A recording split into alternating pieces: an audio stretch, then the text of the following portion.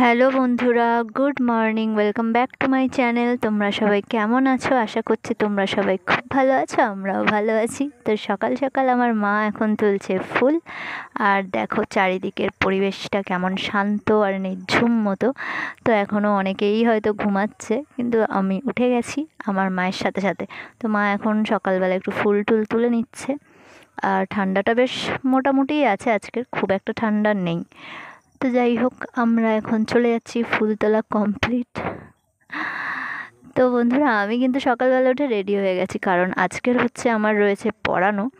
তো আমার এই ডেটটাতে প্রচুর চাপ থাকে। আজকের তো হচ্ছে ফ্রাইডেতে আমার একটু বেশি চাপ থাকে, কারণ আমার কোচিংয়ে পড়ানো থাকে, আবার স্কুল থাকে। যেহেতু আজকে প্রজাতন্ত্র দিবস, তো সেই হিসাবে আমার স্কুলটা আজকে ছুটি, আজকে আমি যাব না। তো প্রজাতন্ত্র দিবসে সবাইকে অনেক অনেক শুভেচ্ছা জানাই। আর এই যে আমি এখন কোচিং থেকে পড়িয়ে বেরিয়ে গেছি। আর তো দেখো বন্ধুরা, আমি বাড়িতে চলে এসেছি পড়িয়ে, আর বেশ ভালো রোদ্দুরের মধ্যে দাঁড়িয়ে থাকতে বেশ ভালো লাগছে ঠান্ডার মধ্যে। তো এইদিকে দেখি বাগান থেকে আজকে ভাবছি দুটো ওলকপি তুলবো। তো ওলকপিগুলো বেশ বড় বড়ই হয়েছিল। আগের একটা ভিডিওতে দেখেছিলাম যে আমার মামিরা এসেছিলো, তাদেরকে দিয়েছিলাম। আর তারপরেও বেশ কয়েকটা ওলকপি বড় হয়েছে। তো আমি এখান থেকে দুটো ওলকপি তুলে নেব। তার জন্য এই যে দেখো, বেশ একটু বড় বড় দেখে তুলে নিচ্ছি। আমার মা বলছে ওলকপিগুলো নাকি একটু খুব স্পিডেই বড় হচ্ছে, মানে কয়েকদিন আগেই তুলেছে আবার বড় হয়ে গেছে। তো যাই হোক, আমি এখান থেকে দুটোই তুলবো। তো এটা তুলেই আজকে আমি এটা দিয়েই রান্না করব। তো দেখো, বাগানের অবস্থা তো সেরকমই রয়েছে। আর এদিক থেকে কিছুটা ধনেপাতাও আমি তুলে নেব। তো বন্ধুরা, গাছের ধনেপাতা বলে যখন ইচ্ছা তখন গাছ থেকে ধনেপাতা তুলে নিচ্ছি, কখনো বা কপি তুলছি, পালং শাকও তুলছি, মানে নিজস্ব বাগান থাকলে আর কি যেটা হয়। তো সেরকমই আর কি আমরা এটা তুলেছি। আর আমাদের ফুলকপিটা দেখো আস্তে আস্তে কিন্তু বড় হচ্ছে। তো যাই হোক, এখানে আমি কিছুটা ধনেপাতা এইভাবে তুলে নিচ্ছি। তো এরপরে একদিন দেখতে হবে যে বিট কপিগুলো কতটা বড় হয়েছে। তো দেখো, ফুলকপিটা দেখো বেশ বড় হয়েছে, তাই না? তো আরও একটু বড় হোক, তারপরে যখন তুলবো তখন তোমাদের সাথে আবার শেয়ার করব। তো যাই হোক, আমার ধনেপাতাটা তোলা হয়ে গেছে। এবার আমি কপি থেকে এইভাবে বড় বড় পাতাগুলো এইভাবে ভেঙে নিচ্ছি, কারণ এত বড় বড় পাতা হয়েছে, মানে কপির থেকে পাতার সাইজ আরও বেশি বড় বড়। তো যাই হোক, আমি এইভাবে কপিগুলো পরিষ্কার করে নিচ্ছি। তো দেখো বন্ধুরা, কপিগুলোর পাতাগুলো ছাড়িয়ে কিন্তু বেশ সুন্দর লাগছে দেখতে। দেখো কি দারুণ লাগছে। আর পাতাগুলো দেখো, এইটার তো আরও বড় পাতা, মানে এত বড় বড় পাতা হয়েছে। আর কিন্তু সত্যি কথা বলতে কপিগুলো কিন্তু একদমই কচি, মানে মানে অনেকটা মানে বড় হয়ে গেছে বলে যে পেকে যাচ্ছে এরকম নয়, কিন্তু একদমই কচি। মানে কচি বলতে কাঁচা আর কি, ছোট আর কি, কিন্তু সাইজে বড় হয়ে গেছে। তো যাই হোক, আমি এই যে দুটো এইভাবে পরিষ্কার করে নিলাম পাতাগুলো। এবার পাতাগুলো আমি ফেলে দেব, আর তারপরে চলে যাব রান্নার দিকে। তো রান্না করতে হবে, এই কপি দিয়েই আজকে আমি তরকারি করব। তো চলো চলে যাওয়া যাক। তো দেখো বন্ধুরা, আমার এখানে সবজি কাটা হয়ে গিয়েছে, আর আজকে ডিমের তরকারি করব। তার জন্য আমি ওলকপিটা এইভাবে গোল গোল করে কেটে নিয়েছি, আর আলুটাও সেমভাবেই কেটে নিয়েছি। তো এখানে রয়েছে ডিম। তো বন্ধুরা, ওলকপিটা আমি একটু টেস্ট করে দেখলাম যে কেমন খেতে। তো সত্যি মিষ্টিই ছিল, মানে যেহেতু বললাম না ছোট, মানে কচি আর কি, যেহেতু সেই জন্য বেশ মিষ্টি মিষ্টি লেগেছে। ওলকপিটা বেশ ভালোই লাগছিলো। তো আমি এখান থেকে কিছুটা ওলকপি একটু খেয়ে নেব, তার জন্য আমি কিছুটা নিয়ে নিয়েছি সাইডে। তো চলো এবারে চলে যাক রান্নার দিকে। তো বন্ধুরা, আমার রান্না কমপ্লিট হয়ে গেছে। তো দেখে নাও, আজকে করেছি বেগুন ভাজা, আলু ভাজা, আর এই যে ওলকপি আলু দিয়ে ডিমের তরকারি।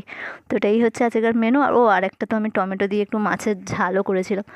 তো বন্ধুরা, এই যে দেখো আমি রেডি হয়ে গেছি। এখন বাজে 1:30, আর আমার পড়ানো রয়েছে 2টো থেকে। তো আবার আমার এই ভোর দুপুরবেলা পড়াতে যেতে হবে, কিছু করার নেই। কি আর করা যাবে, আমাদের ব্যাচেলার ছেলেমেয়েদের জন্য এটাই হচ্ছে সবথেকে বড় কষ্টের বিষয়। মানে যাদের কাজ বাজ, এই টিউশন পড়ানো, মানে কোনো টাইমের নেই। যখন মানে নিজের করে পড়াতে তো যেতেই হবে। তো সেইভাবেই পড়াতে চলে যাচ্ছি আমি। এখন 2টোর মধ্যে আমাকে পড়াতে ঢুকতে হবে। তো দেখো বন্ধুরা, ওই বাড়িটায় কিন্তু প্রচুর ফুল গাছ রয়েছে। তো আমি সামনে থেকে ভিডিওটা করতে পারলাম না, আমি এগিয়ে এসে তারপরে ব্যাকে ভিডিওটা করছিলাম। তো রাস্তাঘাট দেখো, পুরো দুপুরবেলা সবাই এখন খাওয়া দাওয়া করে হয়তো রেস্ট নিচ্ছে, আর আমি ভূতের মতো ড্যাং ড্যাং করে পড়াতে চলে যাচ্ছি।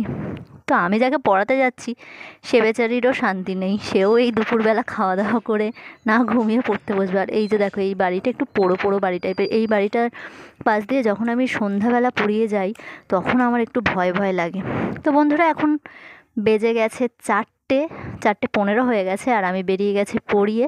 তো পড়িয়ে বেরিয়ে আমার প্রচণ্ড ঠান্ডা লাগছিল, তো আমি এই আমার হুডিটা ব্যাগে করেই নিয়ে গেছিলাম, সেটা আবার ওদের বাড়িতেই পরে নিয়েছি, পরে আর এই যে বেরিয়ে গেলাম। তো দেখো আকাশের মধ্যে একটা রকেট যাচ্ছে, তাই ভাবলাম তোমাদের সাথেও একটু শেয়ার করি। তো আগে জানো তো বন্ধুরা এইরকম আকাশে গেলে আমি বুঝতেই পারতাম, আমি ভাবতাম কোনো একটা পোকা যায় নাকি, কিন্তু এখন ভাবলেও হাসি পায় যে কীটাকে কী ভাবতাম। তো দেখো বন্ধুরা বাড়িতে চলে এসেছি, বাড়িতে এসে দেখি মা এখন সবজি কাটতে বসেছে।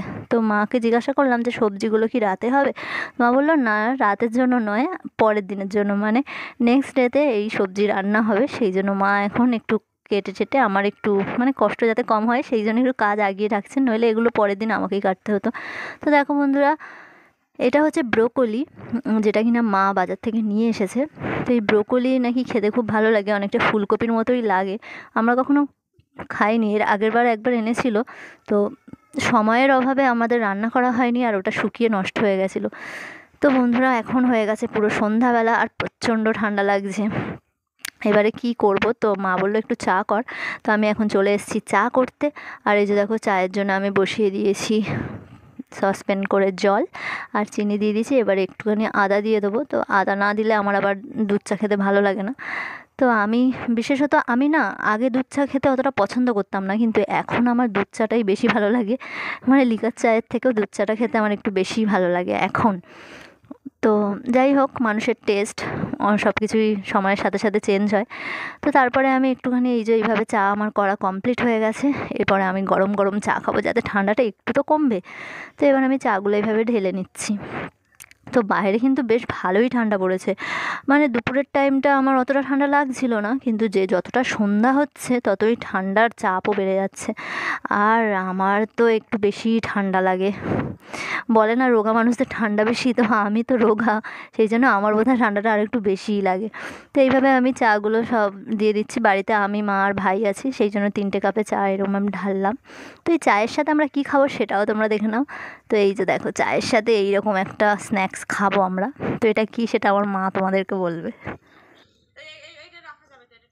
বলো বলো। ভালো হয়েছে না বলো, ঠান্ডার মধ্যে চাটা কেমন লাগছে? ঠান্ডার মধ্যে খুব সুন্দর, ঠান্ডার মধ্যে গরম চা হলে শরীরটা একটু গরম গরম থাকে, ভালো লাগে। আচ্ছা, আর এটা কি খাচ্ছ চায়ের সাথে? এটা পটল। পটল, এ আবার সে মশলাদার পটল। মশলা ঝাল। তো বন্ধুরা এটাকে যেহেতু পটল বললো মা, তো এই পটলটাই আমি এখন চায়ের সাথে খেয়ে নেব।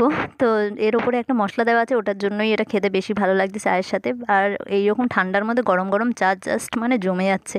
তো বন্ধুরা আজকের ভিডিওটা এই পর্যন্তই, আর তো দেখা হবে আবার নেক্সট ব্লগে। তোমাদের যদি ভিডিওটা ভালো লাগে তাহলে লাইক শেয়ার আর সাবস্ক্রাইব করো। তো বন্ধুরা আমি যতটা পারি নিজেরই টুকটাক সারাদিনে যা করি সেটাই শেয়ার করি, যেহেতু আমার ডেইলি ব্লগের মানে চ্যানেল। তো বন্ধুরা তোমাদের যদি ভালো লাগে তাহলে অবশ্যই এটা লাইক করে দিও। তো চলো দেখা।